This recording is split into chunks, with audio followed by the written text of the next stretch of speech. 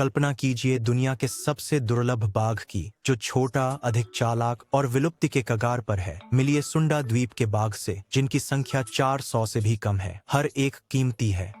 जावा के बाघ चले गए, बाली के बाघ चले गए। अब सुमात्रा में सुंडा बाघ परिवार के आखिरी जीवित सदस्य हैं और उनका भविष्य एक धागे पर टिका है। वे जंगल के लिए बने हैं। गहरे नारंगी कोट, गहरी काली धारियां और फर का एक घेरा जो उन्हें एक जंगली अनटेम्ड लुक देता है। वे तैर सकते हैं, वे चुपचाप पीछा कर सकते हैं और वे रात के मालिक हैं। गर्म निचले दलदलों से लेकर ठंडी पहाड़ी ढलानों तक ये बाघ सुमात्रा के लगभग हर वन प्रकार में अनुकूलित हो जाते हैं, लेकिन उनका क्षेत्र तेजी से सिकुड़ रहा है।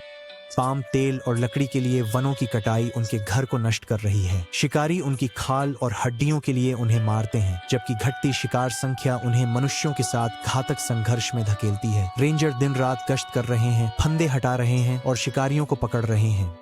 संरक्षण समूह सुरक्षित गलियारे बना रहे हैं ताकि बाघ जंगलों के बीच बिना गांवों में प्रवेश किए जा सके। बाघ को बचाओ और तुम जंगल को बचाते हो, जंगल को बचाओ और तुम हजारों अन्य जानवरों, स्वच्छ पानी और यहाँ तक कि हमारे जलवायु की रक्षा करते हो। ये लड़ाई अभी खत्म नहीं हुई है। संरक्षण परियोजनाओं का समर्थन करें, उनकी कहानी साझा करें और ऐसे विकल्प चुनें जो उनके घर की रक्षा करें।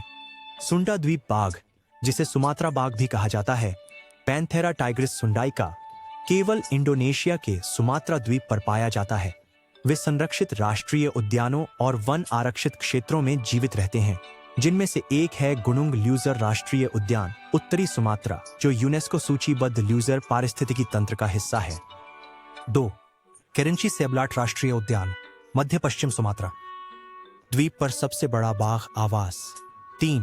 बुकिट बारिसन सेलातन नेशनल पार्क, दक्षिण सुमात्रा का पहाड़ी वर्षावन। 4. बुकिट तिगापिलू नेशनल पार्क, मध्य सुमात्रा, बाघों के फैलाव के लिए महत्वपूर्ण। 5. बतांग गातिस नेशनल पार्क, उत्तर सुमात्रा, छोटा लेकिन महत्वपूर्ण संरक्षित वन। 6. टेसो नीलो नेशनल पार्क, मध्य सुमात्रा, क्षीण लेकिन फिर भी कुछ बाघों के लिए एक प्रमुख आवास है, जो निम्न भूमि के उष्णकटिबंधीय वन, पीठ दलदली वन और पर्वतीय वर्षावनों के मिश्रण में पाया जाता है, जो 3200 मीटर की ऊंचाई तक है।